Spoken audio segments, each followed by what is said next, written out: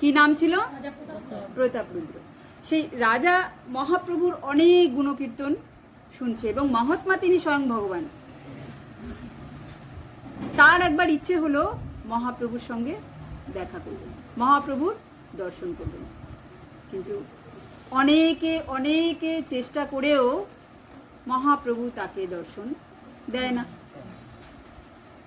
এবার শেষ তার যে পার্শ্বদ ছিলেন স্বরূপ দামোদর, মহাপ্রভুর পার্শ্বদ ছিলেন কি নাম?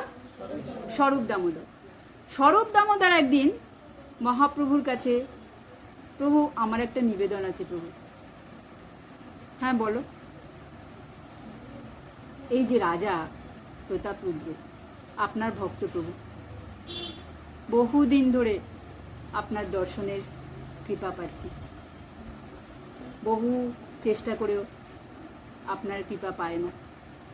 আপনি দয়া করে রাজাকে একবার দর্শন দিন প্রভু। মহাপ্রভু বলছে, দেখো স্বরূপ, আমি সন্ন্যাসী। সন্ন্যাসীর কখনো স্ত্রী এবং ধনী আসক্ত ব্যক্তির দর্শন করতে নেই। তিনি হচ্ছেন বিত্তশালী, অর্থাৎ তার ধন সম্পত্তিতে তিনি আসক্ত, রাজা। তার মানে কি এই যাদের অর্থ আছে তারা ভগবত কৃপা পাবে না? না, তেমনি নয়। অর্থে আসক্তি হচ্ছে খারাপ। অর্থ থাকা খারাপ না, কিন্তু অর্থে আসক্তি, সে যদি ধনীও হয় বা দরিদ্র হয়, অর্থে যার আসক্তি তার ভগবত কৃপা পাওয়া মুশকিল। জড় আসক্তি, জড়বিদ্যা মায়ার বৈভব, হরি কৃষ্ণ ভজনে বাধা, অনিত্য সংসারে মোহ জন্মিয়া জিব্রে করে গাধা। জড় আসক্তি, কৃষ্ণ ভজনের বাধা।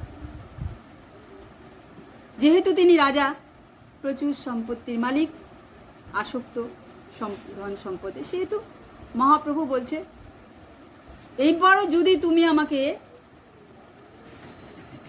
রাজার সাথে দেখা করতে বলো, তাহলে কিন্তু আমি পুরী ধাম ছেড়ে চলে যাব। স্বরূপ দামোদরকে মহাপ্রভু বলে দিলেন। আর কার সাহস এরপরে আর মহাপ্রভুকে বলে? তারপর সেই রাজা প্রতাপরুদ্রের কর্মচারী ছিলেন রামানন্দ রায়, যাকে আমরা রায় রামানন্দ বলে জানি, যাকে কৃপা করতে মহাপ্রভু দক্ষিণ ভারতে গোদাবরী নদীর তীরে রায় রামানন্দের সঙ্গে সাক্ষাৎ করেছিলেন। তিনি ছিলেন বিশাখা সখীর অবতার। সেই রায় রামানন্দ ছিলেন রাজা প্রতাপরুদ্রের কর্মচারী, অর্থাৎ রাজার যাবতীয় হিসাব নিকাশ, সমস্ত রাজ্যর ভার ছিল রামানন্দের ভিতর। মোটামুটি পিএ যাকে এখন আমরা বলি, পার্সোনাল অ্যাসিস্ট্যান্ট, মানে একটা মালিকের সমস্ত ভার তার উপর। তো ঠিক তেমনি রাজার সমস্ত ভার ছিল রায় রামানন্দের উপর। রায় রামানন্দ ছিল মহাপ্রভুর ভক্ত। হঠাৎ করে রথের আগে সে মহাপ্রভুর সঙ্গে দর্শন করতে। মহাপ্রভু বলছে, আরে রায় রামানন্দ, তুমি হলে রাজার কর্মচারী, তা তুমি তোমার কর্ম ছেড়ে এখানে কি করছো? তুমি হলো রাজার কর্ম কত ব্যস্ত, তো তুমি সেটা ছেড়ে এখানে কি করছো? রাজা যে প্রতাপরুদ্র ছিলেন কটকের রাজা। কটক থেকে তিনি রায় রামানন্দকে নিয়ে পুরী এলেন রথযাত্রা উপলক্ষে। তো তখন রাজার কাজে চলে গেলেন এবং রায় রামানন্দ তখন টুক করে মহাপ্রভুর দর্শন দিয়ে তখন রামানন্দ বলছেন, প্রভু আমি মহারাজকে বলেছি যে মহারাজ, আমি আর আপনার কর্ম করতে উৎসাহী নই, আমি মহাপ্রভুর সেবা করতে চাই। আমার আর এসব রাজপাট ভালো লাগছে না, আমি মহাপ্রভুর সেবা করতে চাই। মহাপ্রভু বলছে, তো রাজা কি বলল? স্বরূপ তখন রামানন্দ রায় বলছেন, রাজা শুনে তো ভীষণ খুশি। বলছে, রামানন্দ তুমি এক্ষুনি যাও এবং তোমার মাসের যা মাইনা বেতন, সারা জীবন তুমি মহাপ্রভুর সেবা করবে আর আমি তোমার সেবা করব। তুমি যাও মহাপ্রভুর সেবা করো এবং তোমার মাসের যা বেতন প্রতি মাসে আমি তোমাকে পাঠিয়ে দেব।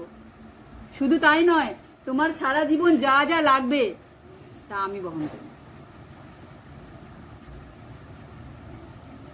তো আমাদের উদ্দেশ্যে শিক্ষা যে কাজও এমন কারোর কাছে করা উচিত যারা ভগবানের ভক্ত, ভগবানকে অ্যাটলিস্ট সম্মান করে। কিন্তু আমরা কি করি? এমন মালিকের কাছে কাজ করি, না আছে জন্মাষ্টমীর ছুটি, না পাই রথযাত্রার দর্শন করতে, না পাই রাধারানী রাধাষ্টমী করতে, না পারি কোনো ভাগবত পাঠে অংশগ্রহণ করতে।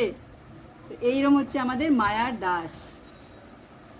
এইরকম যদি রাজা প্রতাপরুদ্রের মতো মালিক হয়, তাহলে তো তার সেই মালিকেরও জীবন ধন্য, তারও ভগবত প্রাপ্তি কনফার্ম। কেন? সে তার ভক্তের সেবা করে। কিন্তু